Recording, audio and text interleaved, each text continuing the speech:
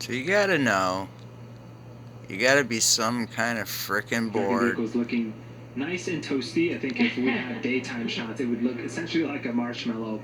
Again, when it's re-entering the Earth, it can get quite hot on the exterior, and the Pika material is doing its job and absorbing the brunt of that heat. But there's a side hatch. I mean, that's where the crew is going to egress out of.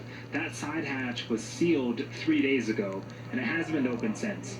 And so, typically, missions with crew go to the International Space Station. The crew will ingress and egress out of that top hatch that you see there. But because we weren't going to the International Space Station for this mission, we installed that super cool cupola, and that hatch is going to stay closed. But the team will be exiting out of the side hatch in a few minutes here.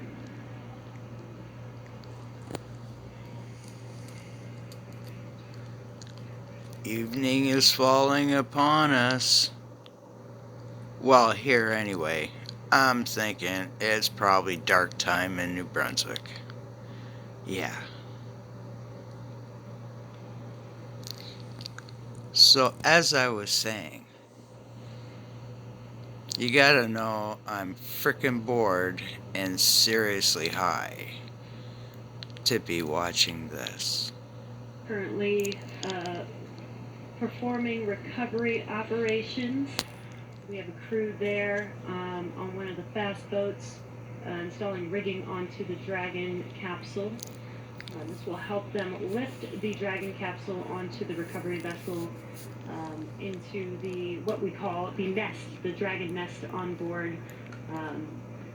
We'll reorient and locate the vehicle on the recovery ship in a position where we can open the hatch and then have the crew step out for the first time since Wednesday.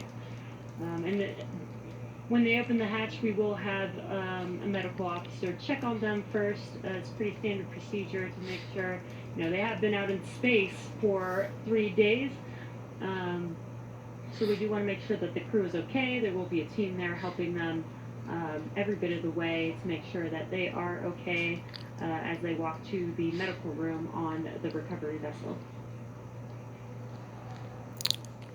So, the citizens, real people, and there's 4 of them. What you're seeing right now on your screen on the left-hand side is a live view inside of Dragon. View from behind the displays on your left-hand side there. That is Commander Isaacman, and to his right is Dr. Cyan Proctor, who is the pilot for this mission. Now back down on Earth. What an amazing homecoming day for this crew.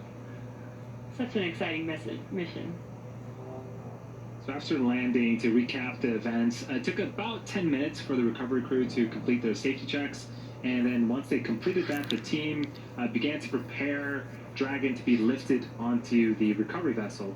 As part of the preparation for this lift, one member of the recovery team that we saw on screen climbed on top of the capsule, so that way they can attach Dragon's hoist rings and connect the lifting lines. Again, we are estimating about an hour after splashdown until we are able to raise Dragon up and out of the water onto the recovery boat and remove the crew from the spacecraft. And then, Jesse, you just mentioned, after medical checkouts, the crew will return to the Cape by helicopter and be rejoined by their friends and family. Okay, I'm pretty much done with this boredom TV.